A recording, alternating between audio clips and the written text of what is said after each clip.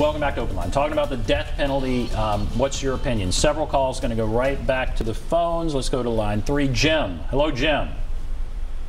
Yes, I am for an effective death penalty in Tennessee, which we do not have right now, when people are on death row for 20 and 30 years. The thing that really bothers me as a taxpayer, I'm paying for all these people like this lady up here, and all these lawyers that are appealing every sentence in a trial for 30 years to keep them alive. I wish this lady and her organization had to pay that money instead of the taxpayers, because these people are all living off the money they're collecting from these liberals to keep everybody alive on death row. And all of that is costing the taxpayers. These lawyers that get a death penalty case, they've got a 30-year appeal process that they're going to get paid for out of my pocket. And it's not effective, and these people have they've just ruined the entire system. So it should be I wish faster. You had to pay for it. Okay, all right, what do you say about what he's saying there? Yeah, so unfortunately the taxpayer does have to pay for both sides of the of this. They have to pay for the prosecution side and for the defense side. And oftentimes, because people can't afford their own attorney, the taxpayers do have to pay for the defense. And so it is expensive. I will say that the majority of the cost comes at that first trial level.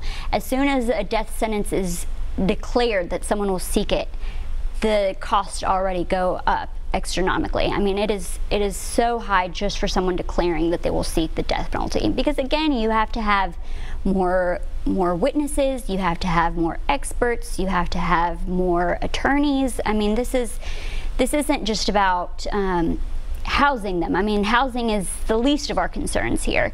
It's about all the process in between then that costs so much. It's the legal process. Right. Let's go to Charles. Thank you, Jim, for your call. Charles, go right ahead. Hey, not only do I support the death penalty, I think it should happen a lot sooner.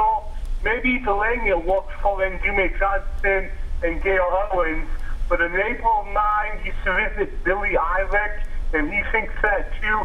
Billy Eilish wanted to be executed. Paul Yu was obviously guilty. Ted Bundy went to Florida because he wanted to be executed, and if we cremate the bodies afterwards anyway, I think Europe had the right idea with multiple beheadings. Okay. All right, thank you. Let's just keep going here. Let's go with Leslie. Hello, Leslie. Leslie, go right ahead. I think Leslie's still listening to the multiple beheadings. Let's go to Pete. Hello, Pete. Are you there, Pete? Yes, I am. Go right ahead. What's on your mind? I feel just like a bunch of the other ones that we shouldn't be having to pay our tax money to house them for 20 and 30, 15, 20, 30, whatever years for them to just keep on appealing and everything else. If they're convicted and they are firmly convicted, just go ahead and do it and get it over with. Be done with them. So your concern is the money, is that right? That's costing us money. Right. We have to work hard for our money, and they're taking taxes out of our checks to pay to house all them that's out here killing people. If they killing people, just go ahead and say eye for an eye and be done with it. All right. We're hearing this several times now, right, and it's the money. Right. What's interesting is that's your argument as right. well. But I think your argument is a little more, I don't know if it's nuanced, but yeah, they're waiting around for years and people say it's costing, taxpayers money. You're saying you could save money if you right. didn't have the death penalty and just incarcerated them. But so when someone is saying what we're hearing said over and over, they're upset it's taking so long and it's taking taxpayer money to keep them in prison for so long, we should do it quicker. What do you say? I mean, they have 3 constitutional appeals. Even if they said, go ahead and put me to death, they still have to go through those 3 constitutional appeals. So it's a complicated process. I wish it was just black and white. I wish you could say, go ahead and execute them as soon as they're convicted. But then we also see that 50% of death sentences are vacated, 50%. And so without those appeal processes, then we'd have a real problem on our hands. And so bottom line, all right, so we started out with two people saying, no, we should not continue the death penalty, agreeing with some of the arguments you put out. But boy, then it's a whole long list of people that firmly support the death penalty. Where do you think we're headed?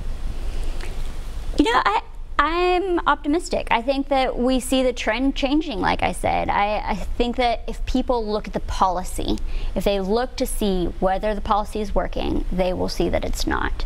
And I just think that and again, it's an emotional response because it should be.